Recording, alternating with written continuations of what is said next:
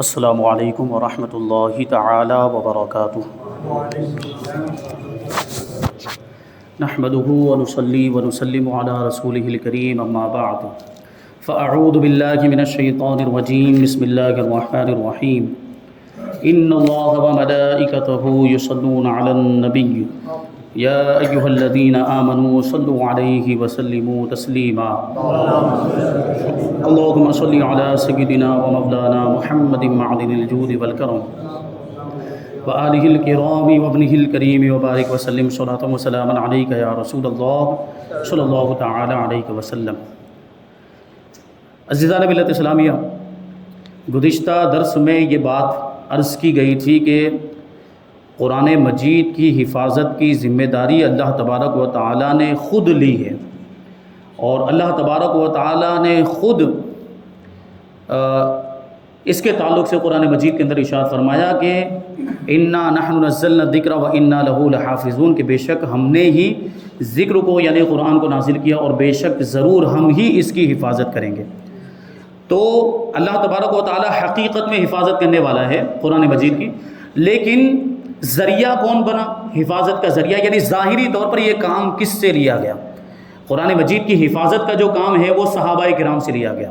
حضور پاک صلی اللہ علیہ وسلم جب تک حیات تھے تو قرآن مجید کی آیتیں نازل ہو رہی تھی، تو قرآن مجید کو کیسے جمع کیا گیا، قرآن مجید کتابی شکل میں کیسے آیا، یہ بھی تو ہم کو جاننا ضروری ہے۔ قرآن مجید کے تعلق سے اپنی معلومات میں اضافہ کرنے کے لیے ان باتوں کو بھی اسی وجہ سے شامل کیا جا رہا ہے۔ تو حضور پاک صلی اللہ علیہ وسلم کے زمانے میں قرآن مجید جمع کیوں نہیں ہوا، یہ سوال پیدا ہوتا ہے۔ حضور پاک صلی اللہ علیہ وسلم کی ظاہری حیات میں قرآن مجید کتابی شکل میں نہیں تھا۔ یہ جو قرآن مجید ہے جو آج ہمارے سامنے کتابی شکل کے اندر موجود ہے، جو مصحف جو ہم دیکھتے ہیں، یہ حضور کے زمانے میں اس طریقے سے جمع نہیں کیا گیا، کتاب کی شکل میں اس کو لکھا نہیں گیا۔ یہ سوال پیدا ہوتا ہے تو اس کا جواب یہ دیا جاتا ہے کیونکہ حضور پاک صلی اللہ علیہ وسلم کی ظاہری حیات میں قرآن کے نازل ہونے کا سلسلہ جاری تھا، قرآن کی آیتیں ابھی نازل ہو رہی تھی، تو کیسے جمع کیا جاتا؟ جب تک پورا قرآن مکمل نہیں ہو جاتا، اس کی ساری آیتیں نازل نہیں ہو جاتی، تو جمع کرنے کا کوئی مطلب ہی نہیں تھا۔ اس لیے حضور پاک صلی اللہ علیہ وسلم کے زمانے میں اس کو جمع نہیں کیا گیا، لیکن حضور پاک صلی اللہ علیہ وسلم نے اس کی حفاظت کا اہتمام کیا، قرآن مجید کی حفاظت کا خاص طور پر اہتمام کیا۔ وہ کیسے کیا کہ حضور پاک صلی اللہ علیہ وسلم نے صحابہ کرام، مختلف صحابہ کرام تھے جن کو قرآن مجید کی آیتیں لکھنے پر مامور کیا تھا، جو کاتبان وحی کہلاتے ہیں، وحی الہی کو لکھنے والے۔ ان صحابہ کرام میں حضرت ابوبکر صدیق، حضرت علی، حضرت عمر، حضرت عثمان غنی رضی اللہ تعالیٰ عنہ، حضرت طلحہ، حضرت ابی سفیان، حضرت امیر معاویہ رضی اللہ تعالیٰ عنہم، یہ تمام صحابہ کرام اس خدمت پر مامور تھے۔ لیکن دو صحابہ کرام ایسے تھے جن کو خاص اسی کام کے لیے مقرر کیا گیا تھا، یعنی دیگر صحابہ کرام اپنے اپنے موقع اور فرصت کے اعتبار سے اگر کوئی آیت وہ سنتے تھے اور ان کے علم میں قرآن مجید کی کوئی آیت آتی تھی تو اس کو اپنے اعتبار سے لکھ لیتے تھے۔ لیکن دو صحابہ کرام خاص وہ آیتوں کو لکھنے پر اور وحی کو لکھنے پر مقرر ہوئے تھے اور ان کو اسی کام کے لیے رکھا گیا تھا۔ ان میں سے ایک حضرت ابی ابن کعب رضی اللہ تعالیٰ عنہ اور دوسرے حضرت زید ابن ثابت رضی اللہ تعالیٰ عنہ۔ جب بھی کوئی آیت کریمہ نازل ہوتی ہے اور لکھنے کا معاملہ پیش آتا تو حضور پاک صلی اللہ علیہ وسلم حضرت ابی ابن کعب کو بلاتے، اور اگر وہ نہ ہوتے، کسی کام سے گئے ہوئے تھے، تو حضرت زید ابن ثابت رضی اللہ تعالیٰ عنہ کو بلاتے اور پھر وہ ان سے لکھواتے تھے جو بھی آیت کریمہ نازل ہوئی ہوتی۔ اس طریقے سے قرآن مجید کو جمع کرنے کا اور اس کی حفاظت کا ایسا اہتمام کیا۔ حالانکہ عرب کا معاملہ کیا تھا، عرب کے لوگ، میں نے اس سے پہلے بھی ذکر کیا، بڑے بڑے قصیدے لکھتے تھے وہ، اور بہت سارے اشعار لکھتے اور سینکڑوں اشعار پر مشتمل ان کے قصیدے ہوتے تھے، اور وہ سب ان کو زبانی یاد ہوتے تھے، وہ سب ان کو زبانی یاد ہوتے تھے۔ اور کسی بھی چیز کو لکھنے پر، لکھنا وہ اپنی شان کے خلاف سمجھتے تھے، کسی بھی چیز کو لکھنا وہ اپنی شان کے خلاف سمجھتے تھے، کیونکہ ان کو اپنی ذہانت پر، اپنی قوت یادداشت پر بڑا ناز تھا کہ جب ہم ساری چیزیں یاد رکھ سکتے تو ہم کو لکھنے کی کیا ضرورت ہے۔ ان کے یہ معاملہ تھے اہل عرب کے، وہ کسی بھی چیز کو لکھنے کو اپنی شان کے خلاف سمجھتے تھے، لیکن اس کے باوجود حضور پاک صلی اللہ علیہ وسلم نے قرآن مجید کو لکھنے کا حکم دیا۔ کیوں؟ کیونکہ اگرچہ اہل عرب کے یہ معاملات تھے، عرب کے رہنے والوں کے یہ معاملات تھے کہ وہ یاد رکھ سکتے ہیں، اور بہت سے حفاظ صحابہ کرام موجود بھی تھے جن کو پورا قرآن مجید یاد تھا، یا جتنی آیتیں نازل ہوئی تھی وہ ساری آیتیں، بہت سے ایسے حفاظ تھے جنہوں نے یاد بھی کر لیا تھا، تو اس اعتبار سے بھی محفوظ ہو چکا تھا۔ قرآن مجید یاد کرنے کے اعتبار سے بھی محفوظ ہو کے بہت سارے حفاظ تیار ہو گئے تھے. جب حفاظ تیار ہو گئے تو یہ بھی تو ایک حفاظت کا ذریعہ ہو گیا تھا. لیکن اس کے باوجود حضور پاک صلی اللہ علیہ وسلم کی نگاہ دیکھ رہی تھی کہ یہ جو قرآن مجید، یہ ظاہر سی بات خالی یہ عرب کے لوگوں کے لیے تو نازل نہیں ہوا ہے، یہ قرآن مجید تو پوری دنیا کے لوگوں کے لیے نازل ہوا ہے. تو پوری دنیا کے اعتبار سے اس کا اہتمام کرنا، اس کو جمع کرنا ضروری تھا قرآن مجید کو، کیونکہ اہل عرب کے یہ ذہانت کا یہ عالم تھا. اہل عرب جو تھے، عرب کے لوگ تھے، وہ ذہین تھے، وہ چیزوں کو یاد کر لیا کرتے تھے. لیکن پوری دنیا کے لوگوں کا تو یہ معاملہ نہیں تھا، ان کے لیے یاد کرنا دشوار، یا پھر یہ کہ وہ لکھتے تو عربی زبان میں لکھتے یا وہ یاد کرتے تو عربی زبان میں یاد کرتے. لیکن دوسری دنیا کے جو ممالک ہیں، دوسرے ممالک، وہاں کے رہنے والے تو عربی زبان کو جانتے ہی نہیں، تو اس کے لیے لکھنا ضروری تھا. حضور پاک صلی اللہ علیہ وسلم کو اللہ تبارک و تعالیٰ نے یہی تو حکم دیا تھا کہ پوری دنیا میں قرآن کو پھیلایا جائے، پوری دنیا میں یہ اسلام پھیلے. اس اعتبار سے قرآن کی ویسی حفاظت بھی ضروری تھی. تو حضور پاک صلی اللہ علیہ وسلم نے اپنے زمانے میں ہی قرآن لکھوایا. تو اب یہ سوال پیدا ہوتا ہے کہ لکھتے کس چیز پر تھے؟ اس زمانے میں کچھ لوگ اعتراض کرتے ہیں کہ کاغذ تھا ہی نہیں. حالانکہ غلط بات ہے، کاغذ بھی تھا اور دوسری چیزیں بھی تھیں. یعنی اب ہمارے زمانے میں یہ زیادہ رواج ہو گیا کہ عام طور پر چیزیں کاغذ ہی پر لکھی جاتی، اس زمانے میں دوسری چیزوں پر بھی لکھی جاتی تھی. جیسے ابھی ہم دیکھ لیں، یہ کیا دیوار پہ لکھا ہوا نہیں ہے کہ قرآن شریف دیوار پر نقش ہے کہ نہیں؟ تو اس زمانے میں بھی یہ مختلف چیزوں پر چیزیں لکھی جاتی تھی. تو قرآن مجید کو صحابہ کرام نے مختلف چیزوں پر لکھا، اور وہ لکھنے جن چیزوں پر لکھا گیا ان چیزوں میں یہ اونٹ کا جو مونڈا ہوتا ہے، اونٹ کے شانے کی جو ہڈی، جو ایک چوڑی ہڈی ہوتی ہے، اس ہڈی پر صحابہ کرام لکھ لیا کرتے. یعنی اونٹ کو ذبح کرنے کے بعد وہ ہڈی کو سکھا لیتے تھے، پھر اس کو اچھی طرح دھل کر پاک صاف کر لیتے اور اس پر قرآن مجید کی آیتیں لکھ لیتے تھے. بعض جو صحابہ کرام ہوتے تھے وہ چمڑوں پر قرآن مجید کو لکھتے تھے. چمڑے بھی جو عام چمڑے ایسا نہیں، بلکہ وہ باریک چمڑے ہوتے ہیں، ان کو دباغت دے لیتے، ان کو پکا لیتے تھے اور ان کو اچھی طرح چکنا کر لیتے تھے تاکہ وہ لکھنے کے قابل ہو جائے. پھر ان چمڑوں پر بھی قرآن مجید لکھتے تھے، قرآن کی آیتیں لکھتے تھے. بعض صحابہ کرام پتھروں پر لکھتے تھے. اب وہ پتھر بھی ایسے نہیں، اور پھر یہ پتھروں پر لکھنے کا بھی یہ مطلب نہیں کہ جہاں بھی کوئی پتھر پایا وہاں پر لکھنا شروع کر دیا. نہیں، وہ اس کا ادب و احترام بھی کرتے تھے اور لکھنے کے بعد اس کو اپنے پاس محفوظ رکھتے تھے. یعنی کوئی ایسا پتھر لے لیتے تھے جو لکھنے کے قابل، جو تختی نما پتھر ہوتا تھا، یہ پتلا پتھر ہوتا تھا، بالکل ایسا ابھرا ہوا پتھر نہیں ہوتا تھا، پتلا پتھر. جیسے کہ ابھی ہمارے یہاں ٹائلس وغیرہ ہوتے ہیں، یہ جو اس کو برابر جو ہے کہ سیدھا کر دیا جاتا ہے، تو ایسے پتھر ہوا کرتے تھے. تو ان پتھروں کو لے لیتے تھے صحابہ کرام اور ان پر وہ قرآن مجید کی آیتیں جو ان کو سننے میں آتی تھی وہ لکھ لیا کرتے تھے. جو حضور پاک صلی اللہ علیہ وسلم سے سنتے تھے ان آیتوں کو لکھ لیا کرتے تھے. اور کاغذ بھی تھا اس زمانے میں، بعض صحابہ کرام کاغذ پر بھی لکھتے تھے. مختلف چیزیں تھیں جن پر قرآن مجید کو لکھا گیا، اور پھر اس کو صحابہ کرام نے جن صحابہ کرام نے لکھا انہوں نے اپنے پاس محفوظ رکھا. اب یہ بھی تو سوال، حضور پاک صلی اللہ علیہ وسلم کو اپنی ذمہ داری کا اتنا احساس تھا قرآن مجید کو دوسروں تک پہنچانا، کیونکہ یہ اللہ کا پیغام ہے. قرآن مجید اللہ کا پیغام، یہ پوری دنیا تک پہنچنا ضروری تھا. حضور کی یہ ذمہ داری، رسالت کا فریضہ تھا. تو جب قرآن نازل ہوتا تھا، حضرت جبریل علیہ السلام قرآن کی آیتیں لے کر نازل ہوتے تو حضور پاک صلی اللہ علیہ وسلم جلدی جلدی تلاوت کرنے لگ جاتے تھے. یعنی جیسے حضرت جبریل پڑھتے جاتے تو حضور بھی ساتھ میں پڑھنے لگ جاتے تھے کہ جلدی یاد کر لوں. کوئی بھی آیت ادھر حضرت جبریل پڑھ رہے ہیں، وہ حضور بھی جلدی جلدی پڑھے تاکہ وہ یاد کر لیں اور صحابہ کرام کو سنا سکے. وہ مقصد یہ ہوتا تھا. تو اب یہ جو چیز دیکھی، اللہ تبارک و تعالیٰ کو حضور پاک صلی اللہ علیہ وسلم کا اس طرح تکلیف میں مبتلا ہونا پسند نہیں آیا، کیونکہ ظاہر سی بات جلدی جلدی پڑھنے میں حضور کو تکلیف ہو رہی تھی، مشقت ہو رہی تھی جلدی جلدی یاد کرنے میں. تو حضور کی یہ تکلیف بھی اللہ تبارک و تعالیٰ کو گوارا نہیں، اور ارشاد فرمایا لا تحرک لسانک لتعجل بہ، کہ اپنی زبان کو جلدی جلدی حرکت مت دو اس کو یاد کرنے کے لیے. یعنی قرآن مجید کو یاد کرنے کے لیے جلدی جلدی اس کو پڑھو مت. اور آگے کیا ارشاد فرماتا ہے اللہ تبارک و تعالیٰ، اِنَّ عَلَيْنَا جَمْعَهُ وَقُرْآنَهُ، کہ بے شک ہم پر ہے قرآن مجید کو جمع کرنا اور اس کو پڑھنا، یعنی اس کو محفوظ کرنا اور اس کی تلاوت کو عام کرنا، یہ ہماری ذمہ داری ہے. اللہ تبارک و تعالیٰ نے اپنے ذمہ کرم پر اس بات کو لے لیا. پھر اس کے بعد حضور پاک صلی اللہ علیہ وسلم آہستہ آہستہ حضرت جبریل کے پڑھ لینے کے بعد، حضرت جبریل کے سنا دینے کے بعد حضور پاک صلی اللہ علیہ وسلم پھر پڑھتے تھے، اور ایک مرتبہ حضرت جبریل کو سنا دیا کرتے تھے، پھر تصدیق ہو جاتی، پھر صحابہ کرام کے درمیان آتے اور حضور پاک صلی اللہ علیہ وسلم ان آیتوں کو صحابہ کرام کے سامنے پیش کرتے. عزیزان ملت اسلام، یہ کہ صحابہ کرام کا اس امت پر بہت بڑا احسان ہے کہ یہ جو دین ہم تک پہنچا ہے، جو دین اسلام اور دین کے احکام، یہ قرآن کی آیتیں اور یہ حدیثیں یہ ہم تک پہنچی ہے، یہ صحابہ کرام کے ذریعے سے پہنچی. یعنی جس طریقے سے صحابہ کرام نے قرآن کی حفاظت کا اہتمام کیا، اسی طریقے سے حدیثوں کو بھی محفوظ کیا ہے صحابہ کرام نے۔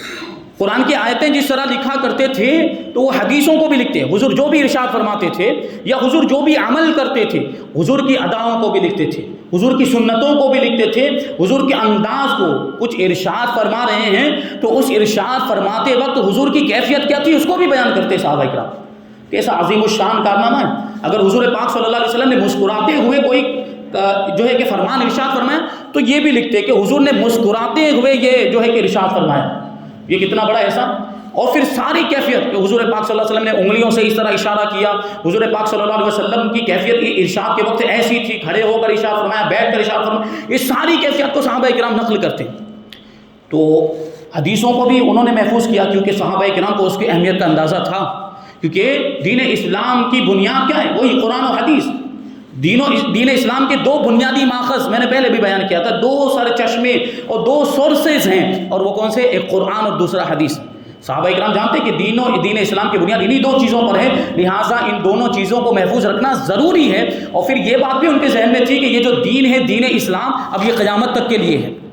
کہ دین اسلام اب اس کے بعد کوئی نیا دین نہیں آنے والا، کوئی نیا نبی نہیں آنے والا، حضور تو خاتم النبیین ہیں، حضور آخری نبی ہیں، آپ کے بعد کوئی نبی نہیں، کوئی نیا دین نہیں، کوئی نئی شریعت نہیں ہے، تو یہی شریعت اور یہی دین قیامت تک باقی رہنے والا ہے، تو پھر اس کی حفاظت بھی تو ہونی چاہیے۔ تو اسی وجہ سے صحابہ کرام نے قرآن کو بھی محفوظ کیا اور حدیثوں کو بھی محفوظ کیا۔ اور ایک اور کمال یہ تھا کہ صحابہ کرام نے حدیثوں کو حدیث کی حیثیت سے محفوظ کیا اور قرآن کی آیتوں کو قرآن کی آیتوں کی حیثیت سے، یعنی دونوں کو مکس نہیں کیا، ایک ساتھ میں لکھ دیا ہو کہ یہاں قرآن کی آیت بھی لکھ دی اور حدیث کو بھی لکھ دیا کہ بعد میں شبہ ہو جائے، شک ہو جائے کہ قرآن کی آیت کون سی اور حدیث پاک کون سی، نہیں، بلکہ صحابہ کرام نے دونوں کو الگ الگ لکھا، قرآن کی آیتوں کو الگ لکھا اور حدیثوں کو الگ لکھا۔ حالانکہ حدیثوں کے اندر بعض احادیث وہ گئے جن کو حدیث قدسی کہا جاتا ہے، اور حدیث قدسی کا مطلب کیا ہوتا ہے کہ وہ حضور پاک اپنی زبان سے ادا کرتے ہیں لیکن وہ فرمان اللہ تبارک و تعالیٰ کا ہوتا ہے، اور قرآن کی آیتیں بھی تو اللہ تعالیٰ کا فرمان، تو اس کو بھی الگ رکھا۔ جو اس طور پر حضور نے حدیث قدسی کے طور پر اگر کوئی باتیں ارشاد فرمائی، اللہ کے ارشادات ارشاد فرمائے، تو ان کو الگ لکھا اور ان کو حدیثوں میں ہی شمار کیا۔ اور قرآن کی آیتوں کے طور پر، وحی الہی کے طور پر اگر حضور نے کچھ ارشاد فرمایا تو اس کو قرآن کی آیتوں کے طور پر صحابہ کرام نے محفوظ کیا۔ اور اس طرح جو ہے کہ حضور کے ہر عمل کو، ہر قول کو، ہر فعل کو، یہاں تک کہ حضور کے سامنے اگر کسی صحابی نے کوئی عمل کیا اور حضور نے اسے منع نہیں کیا تو صحابہ کرام نے اس کو بھی لکھ لیا کہ حضور پاک صلی اللہ علیہ وسلم تشریف فرما تھے اور ان کے سامنے فلاں صاحب نے ایسا ایسا عمل کیا، ایسا ایسا کام کیا اور حضور نے منع نہیں فرمایا، اس کا مطلب یہ کہ یہ کام جائز ہے۔ یہ بھی لکھا صحابہ کرام نے، دین کو اس طریقے سے محفوظ کیا ہے صحابہ کرام نے۔ صحابہ کرام کا کتنا بڑا احسان، اور بیان کرنے والے بیان اپنے تو اپنے، یعنی مسلمان مومن تو حضور پاک صلی اللہ علیہ وسلم کی عظمت کا اعتراف کرتے ہیں، صحابہ کرام کی عظمت کا اعتراف کرتے ہیں، لیکن غیروں نے بھی اس بات کو تسلیم کیا۔ انگریز مفکرین اور انگریز مؤخرین، تاریخ مورخین، جو تاریخ لکھنے والے تھے، ہسٹری لکھنے والے تھے، انہوں نے بھی لکھا کہ پوری کائنات کے اندر محمد صلی اللہ علیہ وسلم کی حدیثوں کو جس طریقے سے محفوظ کیا گیا، کسی اور شخص کی باتوں کو اس طرح محفوظ نہیں کیا گیا۔ اب اس سے پتہ چلتا ہے صحابہ کرام حضور سے کیسی محبت کرتے تھے، حضور سے کیسا عشق تھا کہ حضور کی ایک ایک ادا کو محفوظ کیا، ایک ایک بات کو محفوظ کیا۔ اور یہ کتنا بڑا احسان کہ یہ دین ہم تک پہنچا، یہ صحابہ کرام کے ذریعے سے پہنچا۔ لیکن اس کے باوجود کچھ لوگ ایسے گمراہ قسم کے جو صحابہ کرام پر تبرہ کرتے ہیں، میں نام لے کر بولوں، شیعہ فرقہ، مردود خبیث قسم کے لوگ ہیں جو صحابہ کرام کی شان میں گستاخیاں کرتے ہیں۔ ارے یہ صحابہ کرام تو دین کے ستون ہیں، یہ دین کے استمبھ ہیں کہ ان کے ذریعے سے ہم تک دین پہنچا ہے، اور انہی پر اعتراض کیا جاتا ہے، انہی صحابہ کرام کی شان میں گستاخیاں کر رہے ہیں یہ لوگ۔ اب بتائیے اس کا نتیجہ کیا ہوگا؟ صحابہ کرام کی شان میں گستاخیاں کر رہے ہیں اور صحابہ کرام کو غیر معتبر ثابت کرنے کی کوشش کر رہے ہیں، یعنی صحابہ کرام کی جو ذاتیں ہیں، شخصیات یہ قابل اعتماد نہیں، تو صحابہ کرام کو غیر معتبر ثابت کرنا گویا کہ پورے دین اسلام ہی کو غیر معتبر ثابت کرنا ہے، کیونکہ صحابہ نے ہی تو سب حدیثیں بیان کی ہیں، یہ صحابہ ہی نے تو قرآن کی آیتوں کو آگے بڑھایا۔ تو اگر صحابہ کرام ہی غیر معتبر تو پھر قرآن بھی غیر معتبر ہو جائے گا، اگر صحابہ کرام بھی غیر معتبر تو حدیثیں بھی غیر معتبر ہو جائے گی۔ حالانکہ صحابہ کرام نے کتنا اہتمام کیا، بھی آپ نے سماعت کیا، تو یہ خود جہنمی ہے صحابہ کرام کی شان میں گستاخی کرنے کی وجہ سے۔ جو صحابہ کرام کا گستاخ ہے، رسول اللہ صلی اللہ علیہ وسلم سے اس کو کوئی نسبت نہیں، حضور پاک صلی اللہ علیہ وسلم نے ارشاد فرمایا کہ میرے صحابہ کو برا بھلا مت کہو، کیونکہ وہ مجھ سے محبت کرنے والے صحابہ کرام کی جانثاری اور وفاداری تو دیکھیں، ہر موقع پر، زندگی کے ہر موڑ پر صحابہ کرام ہر وقت تیار رہتے تھے اپنا سب کچھ قربان کرنے کے لیے، کہ حضور اشارہ فرمائیں اور ہم اپنا مال تو کیا، اپنی جان، اپنی اولاد سب کچھ قربان کرتے تھے۔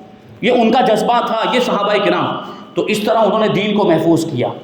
اب حضور پاک صلی اللہ علیہ وسلم کے زمانے کے بعد، حضور کے زمانے میں کتابی شکل میں قرآن مجید نہیں آیا تھا، لیکن جب حضرت ابوبکر صدیق کا زمانہ آیا اور حضرت ابوبکر صدیق رضی اللہ تعالیٰ عنہ نے اس بات کی ضرورت کو محسوس کیا کہ اب قرآن مجید کو ایک جگہ پر جمع ہونا چاہیے، تو پھر حضرت ابوبکر صدیق نے حکم دیا کہ جن کے پاس جو بھی آیتیں لکھی ہوئی ہو قرآن مجید کی، وہ سب آیتیں، وہ جو بھی لکھا ہوا لا کر یہاں پر جمع کریں۔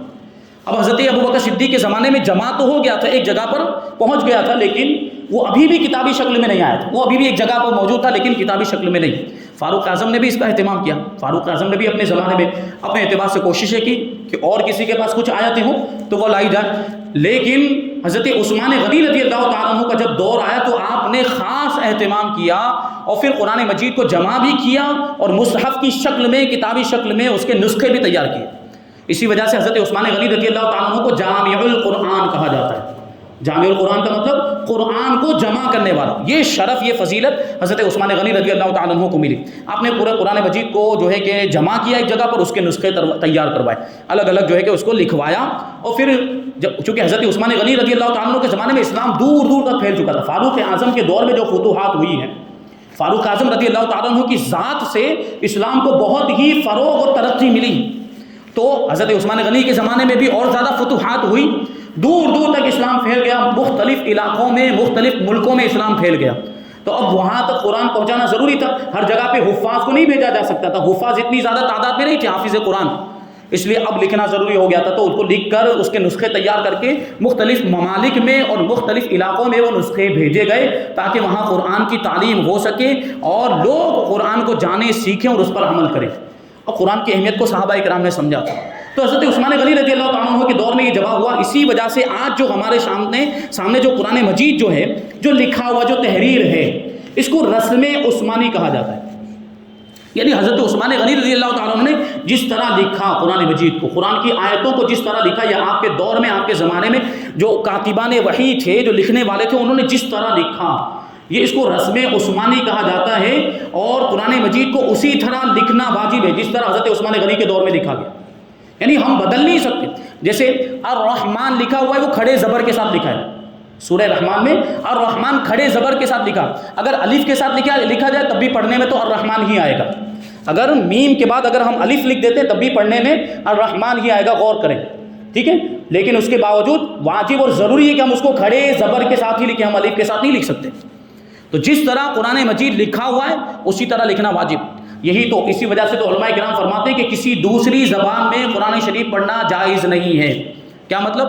یعنی قرآن اگر گجراتی میں لکھا ہوا ہے، ترجمے کی بات نہیں کر رہا ہوں، ترجمہ اردو میں بھی ہو سکتا ہے، گجراتی میں بھی ہو سکتا ہے، انگلش میں بھی ہو سکتا ہے، ٹرانسلیشن جو ہوتا ہے وہ کسی بھی دوسری زبان میں ہو سکتا ہے۔ یہاں بات چل رہی قرآن کی آیتوں کی، قرآن کی آیتیں دوسری زبان میں لکھنا جائز نہیں ہے، یہ بات ذہن میں رکھیں۔ گجراتی میں لکھ دیا قرآن مجید اور اب اس کو پڑھیں تو لکھنا بھی نہ جائے، جو چھاپتے ہیں، جو یہ مکتبے والے اور جو یہ کتب خانے والے جو چھاپتے ہیں، یہ بہت بڑے گناہ کے مرتکب ہیں، بہت بڑا غلط کام کر رہی ہے، اور جو قرآن مجید اس طرح گجراتی میں پڑھتے ہیں وہ بھی بہت بڑے گنہگار۔ اب ایک چیز یہ بھی تو غور کرنے کی ہے کہ عربی زبان میں جو تلفظ ہو سکتا ہے وہ کسی اور زبان میں ہو ہی نہیں سکتا۔ میں نے عربی زبان کی خصوصیات بیان کی تھی کہ اللہ تبارک و تعالیٰ نے کیسی خصوصیات رکھی، ہر حرف کا ایک الگ تلفظ ہے، چھوٹی سین، بڑی شین، صاد، ضاد، عین، حمزہ، ضو، یہ ساری چیزوں، سارے مخارج الگ الگ ہیں۔ اسی وجہ سے تو بار بار اس کی اہمیت کو اجاگر کیا جاتا ہے کہ مخارج سیکھیں، صحیح تلفظ کو سیکھیں۔ یہ قرآن مجید کو اس طرح پڑھنا ضروری ہے، واجب ہے۔ بعض اوقات غلط پڑھنے کی وجہ سے سین کی جگہ پہ شین، شین کی جگہ پہ سین پڑھ دیا، عین کی جگہ پہ حمزہ اور حمزہ کی جگہ پر عین پڑھ دیا، صاد، ضاد، اور اس طرح کے مخارج کو صحیح طور پر ادا نہیں کیا تو معنی ایسا فاسد ہو جاتا ہے کہ اگر اس کا اعتقاد کر لیا جائے، یعنی اس فاسد معنی کا عقیدہ رکھا جائے تو آدمی کافر ہو جائے۔ اس لیے قرآن مجید کو مخارج کے ساتھ پڑھنا ضروری ہے۔ صحابہ کرام نے بھی اسی طرح پڑھا، بلکہ حضرت جبریل نے بھی اسی طرح سنایا، صحیح تلفظ کے ساتھ، مخارج کے ساتھ۔ حضور نے بھی ویسا ہی پڑھا، صحابہ کرام نے بھی ویسا پڑھا، تابعین نے بھی ویسا ہی پڑھا، تبع تابعین نے بھی ویسا ہی پڑھا، اور آگے بزرگان دین نے بھی ویسا پڑھا۔ یہ 150-200 سال پہلے سے یہ پڑھائی جو آئی ہے، یہ پرانی پڑھائی کرتے ہیں، یہ کوئی پرانی پڑھائی نہیں ہے، یہ 150-200 سال پہلے۔ اب بتاؤ یہ نئی ہوئی کہ پرانی ہوئی؟ پرانی تو وہ ہوئی نا جو حضور کے زمانے میں چلتی تھی، وہ پڑھائی پرانی ہوئی جو صحابہ کے زمانے میں چلتی تھی، وہ تعلیم پرانی ہوئی جو تابعین اور تبع تابعین کے زمانے میں چلتی تھی۔ تو اس طرح پڑھیں گے یا اس طرح پڑھیں گے جو 200 سال سے چل رہی ہے؟ یہ تو بڈھوں نے، ہمارے جو بزرگ تھے، گستاخی نہیں کرنا چاہتا، لیکن جو حوالہ دیا جاتا ہے نا کہ بھائی باپ دادا کرتے تھے، یہ تو باپ دادا یہ والی جو بات ہے نا، یہ میں آپ کو جو ہے کہ بڑے ادب کے ساتھ عرض کرنا چاہوں گا، یہ تو کفار کہا کرتے تھے۔ انبیاء کرام جب آتے تھے تو ہمارے باپ دادا کے دین کو کیسے چھوڑ دیں، ہمارے باپ دادا کے طریقوں کو کیسے چھوڑ دیں؟ جب نبی آتے اور ان کو دین اسلام کی دعوت دیتے، ایک اللہ کو ماننے کی دعوت دیتے اور شرک سے ان کو بچاتے، تو وہ یہی جواب دیتے، ہم اپنے باپ دادا کے مذہب کو کیسے چھوڑ دیں، ہم اپنے باپ دادا کے دین کو، طریقے کو کیسے چھوڑ دیں؟ یہ تو کفار کی بولیاں ہیں۔ باپ دادا کا حوالہ ہر چیز میں دیا جاتا ہے، یہ غلط بات ہے۔ ہمیں باپ دادا کے طریقے کو نہیں دیکھنا، ہمیں تو رسول اللہ کے طریقے کو دیکھنا ہے، ہمیں تو صحابہ کے طریقے کو دیکھنا ہے۔ اہل سنت و جماعت ہم کیسے ہیں؟ ہم اپنے آپ کو اہل سنت و جماعت کہتے ہیں کا کیا مطلب؟ ہم سنت پر عمل کرنے والے ہیں اور جماعت کی پیروی کرنے والے، یعنی جماعت صحابہ کی پیروی کرنے والے۔ ہم باپ دادا کی پیروی کرنے والے نہیں ہیں، ہمیں اہل آبا و اجداد نہیں کہا جاتا، یعنی باپ دادا والے نہیں کہا جاتا ہے۔ ہم اپنے آپ کو کیا کہتے ہیں؟ اہل سنت و جماعت۔ تو ہم ہر چیز میں کس کی پیروی کریں گے؟ سنت کی پیروی کریں گے اور صحابہ کرام کے اقوال کی پیروی کریں گے۔ تو یہ غلط بات ہو جاتی ہے، یہ باپ دادا کا حوالہ کہ باپ دادا سے چلا آ رہا ہے، باپ دادا سے چلا آ رہا ہے، یہ بالکل غلط ہے، یہ طریقہ درست نہیں ہے۔ تو قرآن مجید کو صحیح طور پر پہلے تو پڑھنا سیکھیں، جس طرح پڑھنے کا حق ہے، جس طرح قرآن نازل ہوا، حضور نے خود ارشاد فرمایا اقرأوا القرآن کما انزل، قرآن کو ویسے ہی پڑھو جیسا وہ نازل کیا گیا۔ قرآن کو ویسے پڑھنا لازم اور ضروری۔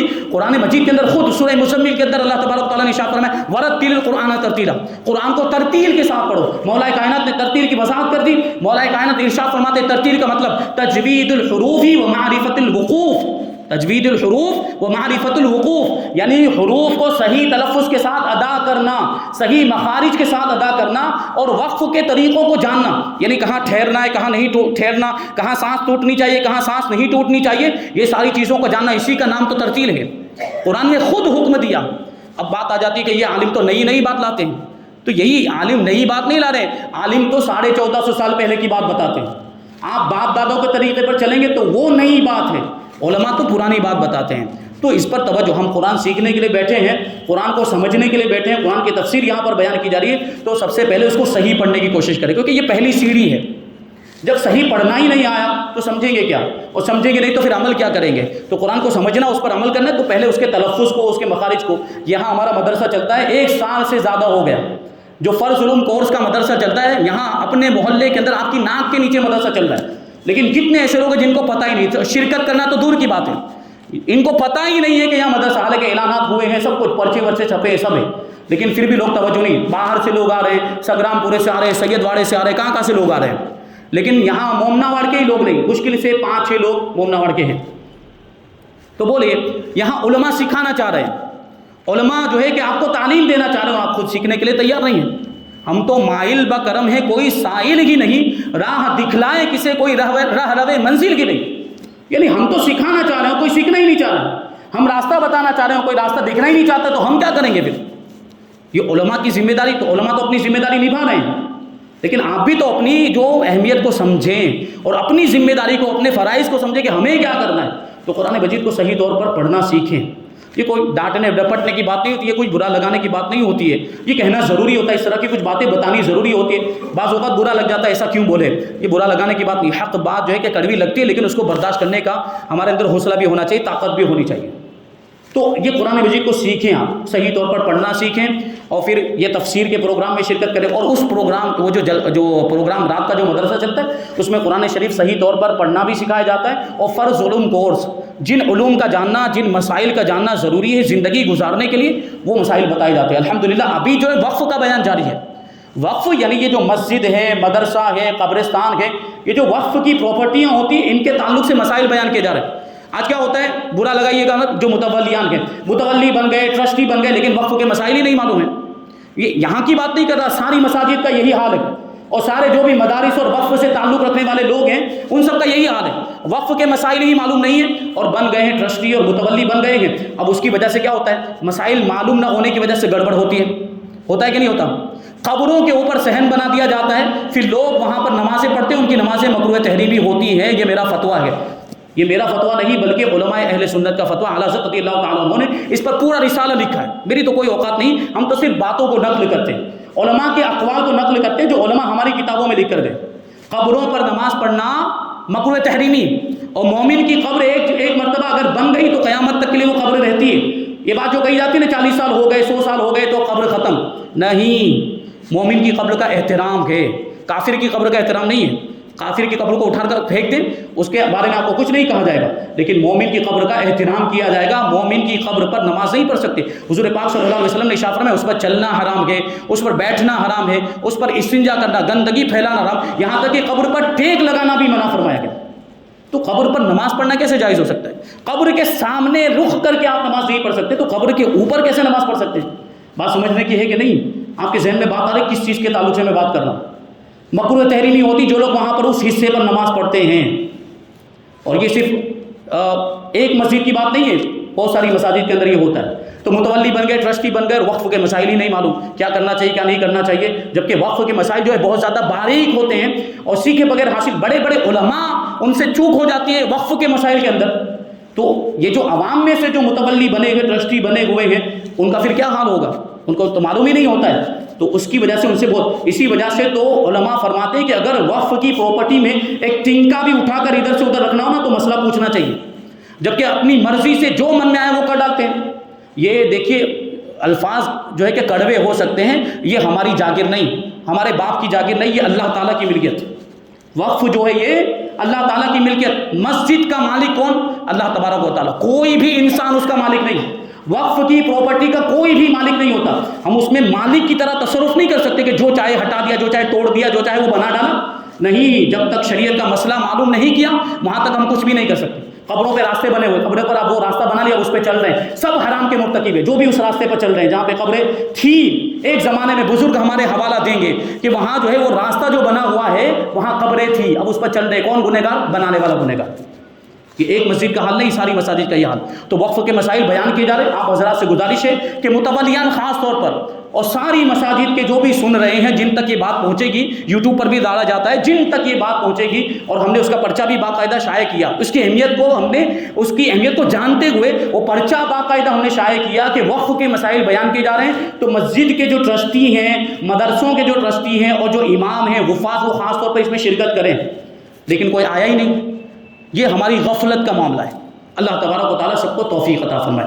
انشاءاللہ تبارک و تعالیٰ آگے اور مزید باتیں بیان کی جائیں گی، وقت ختم ہو گیا بلکہ زیادہ ہو گیا۔ اللہ تبارک و تعالیٰ کی بارگاہ میں دعا ہے کہ جو کچھ بھی بیان ہوا اس پر ہم سب کو عمل کرنے کی توفیق عطا فرمائے، اور قرآن کے نور سے ہم سب کے دلوں کو روشن اور منور فرمائے۔ وما علینا الا البلاغ۔ السلام علیکم۔